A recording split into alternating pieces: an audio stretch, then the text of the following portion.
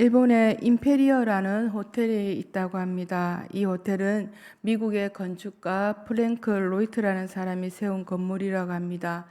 오래전 이 건물을 세울 때 2년 동안 기초 작업을 했다고 합니다. 많은 사람들이 너무 많은 비용이 든다, 너무 많은 시간이 걸린다고 비난하기도 했다고 합니다.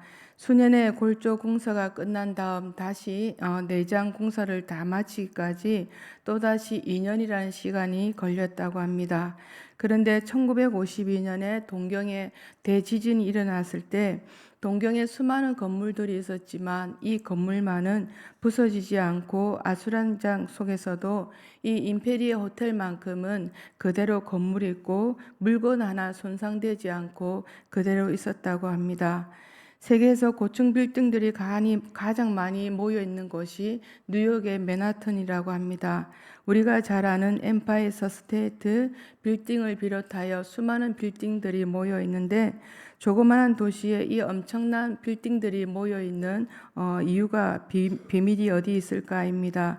많은 건축가들은 뉴욕은 이미 그 지하에 거대한 안반으로 되어 있기 때문에 그 모든 빌딩들이 튼튼하고 또 그 어려움 속에서도 견딜 수 있다고 합니다. 오늘 우리가 함께 읽은 성경 본문에도 우리에게 기본이 중요하고 기초가 중요하다는 말씀을 하고 계십니다. 그 말씀을 건축에 비유하여서 하나는 모래 위에 집을 지은 사람이고 또 다른 하나는 반석 위에 집을 세우는 사람을 말하고 있습니다. 24절 말씀에 그러므로라는 말로 시작되고 있는데요. 그 그러므로라는 말은 앞에 있는 말씀을 받는다는 뜻인데 마태복음 5장에서 7장까지 산상보훈 전체를 받고 있다는 것입니다. 24절 말씀에 누구든지 나의 이 말을 듣고 해서 나의 이 말이라는 것은 팔복으로 시작되었던 산상보훈 곧 예수님께서 가르쳐 주신 모든 내용을 가리키고 있습니다. 따라서 그러므로란 너희는 나의 이 말을 다 들었으므로라는 뜻을 담고 있습니다. 그러므로를 통한 산상보훈을 설교하신 예수님은 행할 것을 마지막으로 강조하고 있습니다. 집은 사치품이 아니라 우리가 살아가는데 필수품으로 어떤 집을 짓느냐에 따라서 그 집의 용도와 사용이 달라질 것입니다. 팔레스틴 땅은 석회 안반이 많다고 합니다. 그래서 집을 지으려면 흙을 파내고 안반 위에 기초를 놓아야 한다고 합니다. 그런데 게으른 사람들은 그 지대를 파내기 귀찮아서 적당하게 모래와 같이 된 흙 위에 집을 짓는다고 합니다. 그럴 경우에 우기를 만나고 폭우를 만나게 되면 집이 물에 휩쓸려 무너지게 될 것인데 우리의 신앙도 마찬가지일 것입니다. 기초가 튼튼해야 올바른 신앙생활, 올바른 성장도 할 수 있다는 것입니다. 신앙의 든든한 기초가 무엇인가입니다. 주의 말씀을 우리 모두가 의지적으로 순종하고 실천하는 것이 신앙의 기초라 여겨집니다. 아브라함처럼 하나님께서 가라고 했을 때 낯설고 물설은 가나안 땅을 향해 아멘하고 갈 때 순종으로 이어진 그의 삶을 통하여 우리에게 보여주고 있습니다. 그래서 사무엘 선지자는 제사보다 순종이 중요하다는 말씀을 우리에게 남겨주었습니다.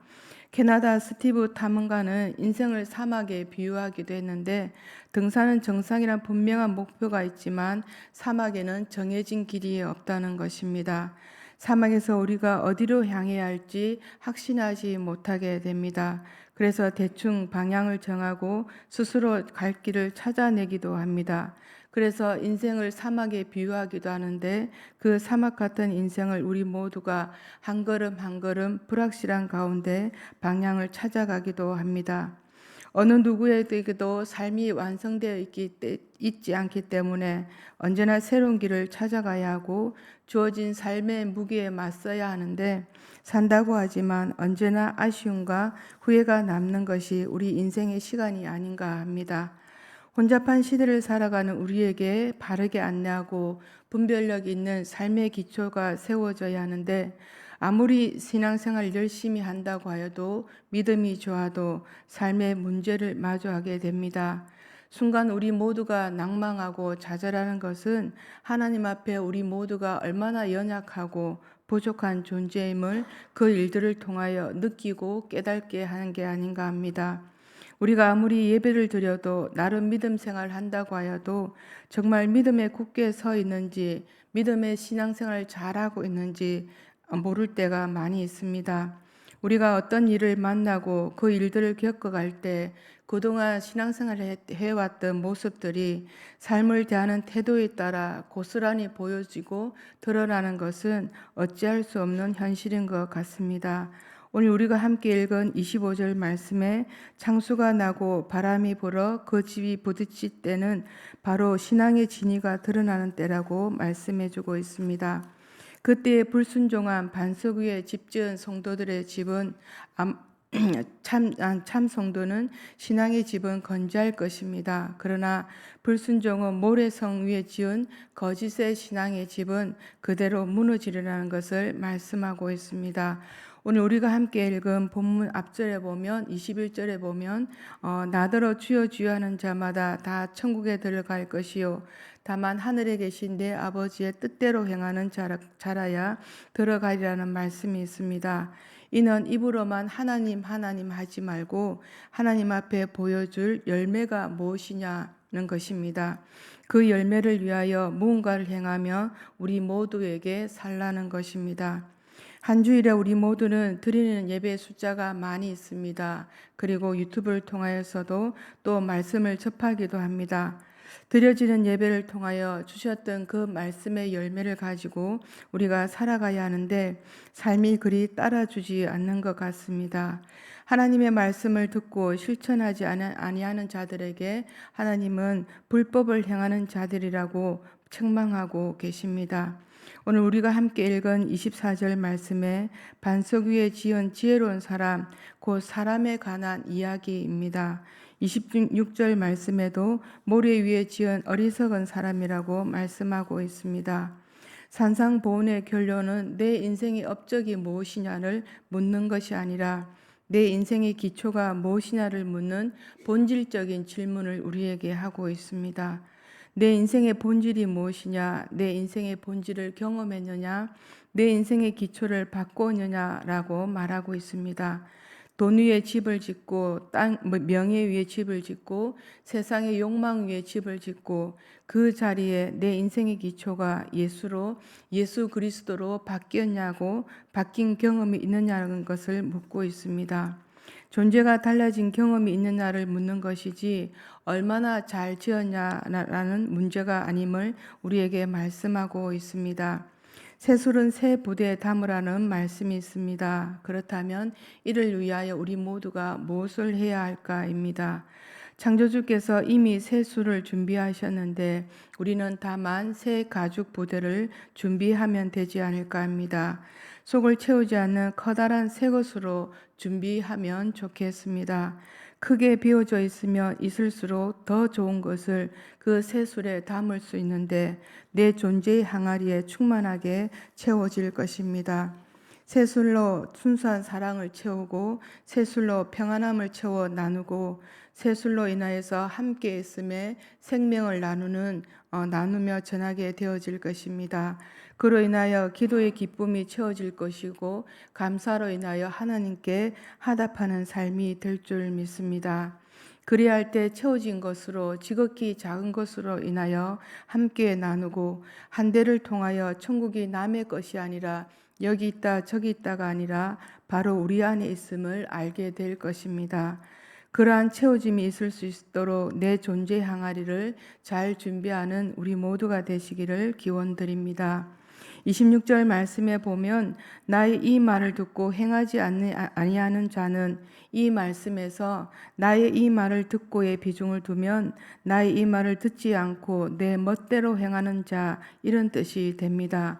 그러나 뒷부분에 비중을 둔다면 나의 이 말을 듣기만 하고 행하지 않는 자라는 뜻이 됩니다. 부정문이 전체를 받는다고 보면 주님의 말씀을 듣지 않아서 말씀의 기초가 무엇인지 모르는 인생은 그 인생의 행함이 허무한 인생은 무너진다는 것입니다. 얼마나 내가 열심히 살았느냐 묻는 것이 아니라 그 행함이 하나님의 뜻이냐, 그 행함이 하나님의 말씀에 기초를 두었느냐, 내 가진 인생의 목적이, 비전이 바른 것이냐를 묻는 것입니다. 말씀을 준비하면서 신앙이란 과연 무엇일까라는 생각이 들게 되었습니다. 그 생각이 들 때 많은 일들이 스쳐 지나가게 됩니다.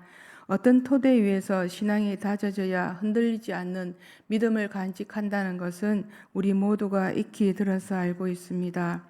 주님은 너희는 나를 누구냐 하는 질문에 베드로가 주는 그리스도시요 살아계신 하나님의 아들이십니다 하는 말씀, 유대한 고백이 마태복음 16장에 나와 있습니다. 예수님은 너무 기뻐하시며 내가 이 반석 위에 내 교회를 세우리라고 말씀해 주십니다. 그때 이 반석이라 무엇일까입니다. 베드로는 반석이라고 생각하는 사람들도 있는가 반면에, 왜냐하면 베드로 이름이 반석이란 뜻을 담고 있기 때문입니다.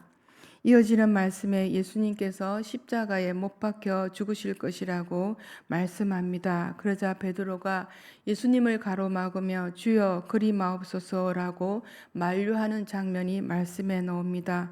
이러한 베드로의 모습에 예수님은 가차없이 사탄아 물러가라고 꾸중하십니다.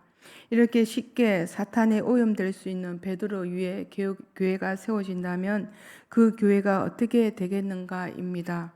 인간의 연약한 인품 위에 시시각각으로 변하는 성품 위에 교회가 세워진다면 언제든지 무너질 수 있다는 것입니다. 베드로 위에 교회가 세워지는 것이 아니라 베드로의 고백처럼 주는 그리스도시요 살아계신 하나님의 아들이라는 그 고백 위에 세워져야 할 것입니다. 그 고백의 대상이 누구냐는 것이 우리에게는 매우 중요합니다.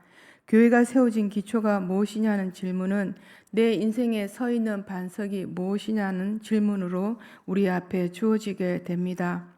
예수 그리스도께서 우리 인생의 반석이 되어 있을 때 우리의 믿음은 흔들리지 않을 거라 믿습니다.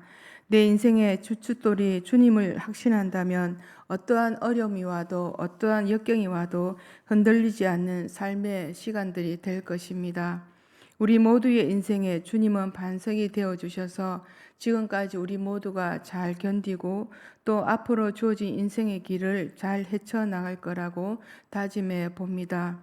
오늘 우리가 함께 읽은 28절 말씀처럼 주님의 가르침을 들은 백성들의 놀라움의 증거처럼 그리스도의 가르침은 우리 인생의 사고에서 나온 것이 아니라 하나님의 말씀과 진리였음을 우리 모두가 보게 되고 알게 됩니다. 우리가 그리스도를 믿는다는 것은 그분의 교훈과 또 그분의 언약을 믿는다는 의미입니다. 그분의 말씀을 절대적으로 믿는 사람이 그리스도인이요 또 하나님 나라의 성도가 될 것입니다. 하나님의 말씀은 1.1획도 변함이 없는 것처럼 그 하나님의 말씀에 나의 신앙의 기초로 삼고 생명의 근원으로 삼고 살아가게 되면 이 땅에서 뿐만 아니라 영원 구원으로 이어지게 될 것입니다. 오늘 우리가 함께 나눈 본문은 산상수훈 전체의 결론에 해당하는 부분으로 되어 있습니다. 말씀의 요지는 듣고 행하라는 것입니다. 듣고 행하는 자가 주님의 제자이며 신앙인이 된다는 것입니다. 모든 삶의 모습의 길에 균형이 잡혀 있지 않으면 우리의 삶의 모습에서 어디인가 모르게 삐걱대는 소리가 날 것입니다. 듣기만 하고 행하지 않으면 우리의 귀는 커져 있고 또 손과 발이 짧아져 기형적인 신앙인이 될 것인데 그리 되어서는 안 될 것입니다. 진정으로 들었다면, 듣게 되었다면 우리의 심령에서 우리 자신에게 말하여 줄 것입니다. 우리는 들을 뿐만 아니라 행함으로 우리의 신앙생활이 삶을 통하여 이어져야 합니다. 그리할 때 우리의 신앙생활은 생명력을 잃지 않게 될 것입니다. 우리 자신을 통하여 하나님은 끊임없이 말씀해 주시고 우리가 그 말씀을 마음에 품고 살아갈 때 하나님께서 기뻐하시는 삶의 열매를 맺어갈 것입니다. 하나님은 우리가 어떻게 살아야 진정한 삶이 되는지, 어떻게 신앙생활 해야 하는지, 참다운 신앙인이 되는지 말씀을 통하여 끊임없이 말씀해 주고 있습니다. 하나님께서 우리에게 참다운 신앙 생활이 될 수 있도록 말씀하여 주고 계시는데, 오늘도 우리의 모든 삶이 하나님이 기뻐하시는 참다운 신앙인이 되기 위하여는 하나님께서 주시는 그 말씀대로 우리가 조금이라도 행해 보면 그 행함을 통하여 하나님의 참 뜻을 우리 모두가 알게 될 것입니다. 오늘도 우리에게 주어진 한날의 삶을 살아갈 때 그 하나님의 말씀을 기초로 삼고 또 하나님께서 주시는 마음을 따라서 오늘도 저와 여러분이 살아가는 복된 한날이 되시기를 기원드립니다. 하나님, 참으로 감사드립니다. 이른 아침에 우리의 잠을 깨워주시고 우리의 육신을 깨워주셔서 하나님 앞에 나오게 하시니 진정으로 감사를 드립니다. 하나님, 오늘도 한날 살아가겠습니다. 우리의 연약함, 우리의 부족함을 아시는 하나님, 우리와 동행하여 주시고 하나님의 말씀이 우리의 심령 속에 살아 움직이게 도와주시옵소서. 오늘도 주시는 마음 따라 연약한 자들을 돌아보며 함께 나누며 하나님의 사랑을 깊이 경험하는 복된 날이 되게 도와주시옵소서. 오늘은 금요 기도회가 있는 날입니다.